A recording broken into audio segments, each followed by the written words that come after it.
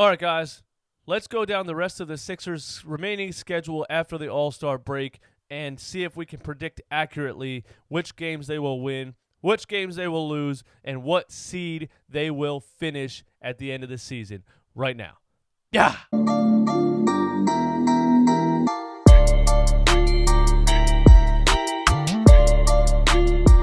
What is up, guys? DJ Eastwood here. This is Run It Back, home of the most brutally honest sports takes on YouTube. Some people don't like it, but it's because some people don't like the truth.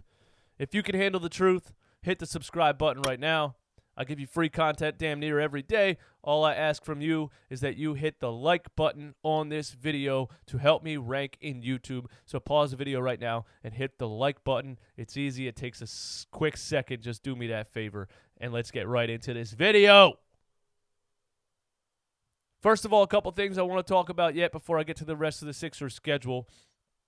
With Al Horford coming off the bench, let's just assume Brett Brown's going to stick with that. All right? What player should start on the team at the small forward position?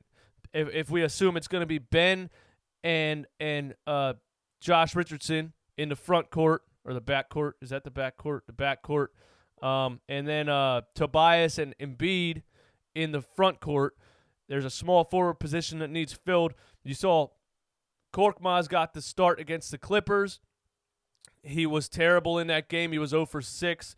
Brett Brown made a halftime decision, which still blows my mind because of all the years of players getting roasted and Brett just leaving them out there the whole game. He actually made a halftime decision and did not start Korkmaz the second half. So there's 3 players that have the potential to have that starting spot, and they all 3 have different abilities and bring different value to the team. Now, Matisse Thybulle, the 3 players are Korkmaz, Matisse Thybulle, and Glenn Robinson III, okay? Korkmaz started against the Clippers, like I said, got pulled at halftime. I don't think Korkmaz is going to get the start because he's just too inconsistent, and he really only offers you one thing, and that is shooting the three-pointer. And if he's not making the three-pointer, he kind of doesn't offer anything else. So I don't see Korkmaz getting that starting position. Matisse Thybulle, one of the best young defenders in the NBA, one of the best rookie defenders of all time. People are saying that, and rightfully so. He's insane on the ball. His quick hands, his quick feet, his long arms. He just harasses people the whole game. He gives the team a different energy when he's on the floor. So many things happen that start with defense when Matisse Thybulle is on the floor. But again, him being a rookie, I think it's too soon to throw him out there in a starting position.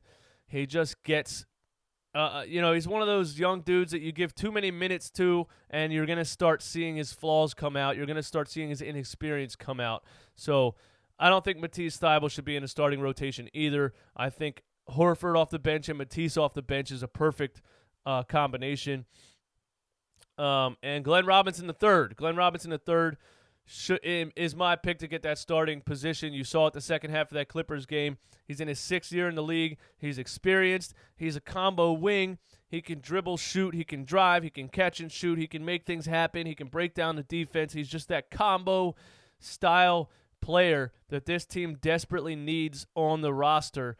And although I like him coming off the bench too because of all the things that he brings, I think if we're talking about a starting position, I think Glenn Robinson III should have that starting position. So you guys let me know what you think in the comments. Who should get that starting position? Potential playoff seeding. Again, I posted on a YouTube community post and asked you guys what topics I should talk about, and somebody said potential playoff seeding and who you would want to face in the playoffs. Thank you for that post. Thank you for that comment, that question. That's a great question. Right now, we're sitting at the 5th seed, about a game and a half behind Miami. I think potentially we could move up to the 4 seed if we continue what we looked like against the Clippers. And either way, if we're at the 5, we're going to play Miami at the 4. If we're at the 4, we're going to play Miami at the 5. So if we finish 4th or 5th, we're going to play Miami.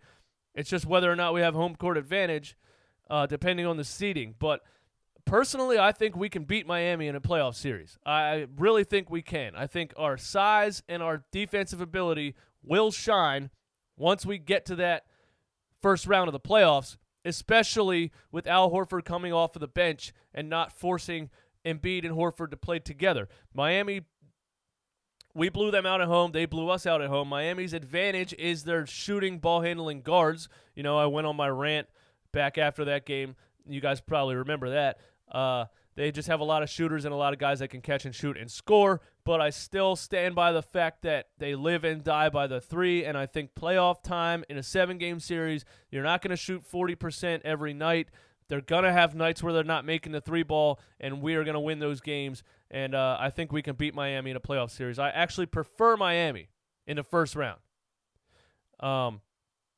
Also because I have a running bet with a good friend of mine who's a Miami Heat fan, and I have now won $400 in 2 years from him, and I'm on the verge of losing for the first time since we started this. Basically, it's if Miami finishes ahead of the Sixers, I owe him $300. So I would like to take care of that in the first round because I think we can, and it would save me $300. If we move up to the 3 seed, we would face Indiana in the first round at the 6th seed, and I'm not too comfortable with that. I don't like facing Indiana in the first round. I think Indiana has a lot of different things that Miami doesn't have. They have a center, they have size in the middle, but they do, Miles Turner, but he can also shoot the rock. They have a super deep bench. They got Oladipo back. There's just too many things that the Pacers have that we would have trouble with, and I don't want to face Indiana in the first round. So my pick is Miami. Another topic you guys threw out there is Shake Milton's future on this team. I don't think you're going to see Shake Milton anymore on this team or off the bench. I know he had a starting role. I like Shake Milton. I think he shows signs of potential, but then he shows signs of giving you absolutely nothing. He did have a 27-point game a couple weeks ago.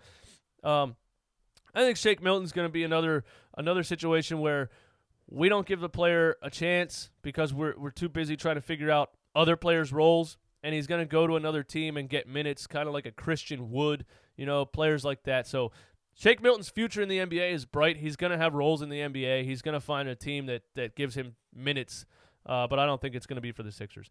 Will Furkan Korkmaz make the 8-man playoff rotation? Another question you guys asked, and that's a great question. Yeah, I think Korkmaz is definitely going to make the 8-man rotation. Assuming Brett Brown does this thing where he only plays 8 players in the playoffs, I think you could easily play 9 with all of the guys that we have. GR3, Matisse, Korkmaz, Alec Burks. I mean, it's gonna have to be a 9-man rotation. I don't see how it wouldn't be, especially with Horford coming off the bench. You know what I mean? So it's got to be a 9-man rotation. Korkmaz will be in there. Of course he will. Why wouldn't he be in there? You need that 3-point shooting. If it's a night where he's not hitting the 3, he goes to the bench and doesn't play, that's fine, but he's going to be in there. He's going to be in the rotation, all right? Now let's look at the rest of the Sixers schedule and decide what we think is going to happen for the remainder of the season, all right? Let me get my screen record up here real quick. There we go. Recording. All right, here we go. These are all our wins and losses already. Let me get to after the All-Star break. There we go. On February 20th, which is this Thursday, live on TNT, we got the Brooklyn Nets at home. That should definitely be a W, especially with our ridiculous home record. I don't see why we would have any trouble beating the Brooklyn Nets in our arena. February 22nd, we are at Milwaukee. There's a couple reasons I don't like this game. I think that this game will be the official end of the Embiid Horford lineup, because I think going into Milwaukee, Brett Brown is going to think that this Horford Embiid lineup was built for Milwaukee. It was built to stop Giannis. It was built for this. It was built for that. Defense, bully ball, all this bullshit that doesn't work.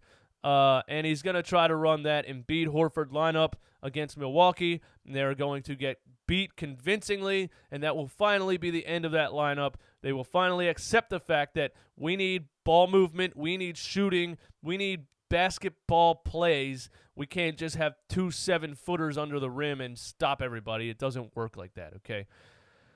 So I'm going L there. WL, okay?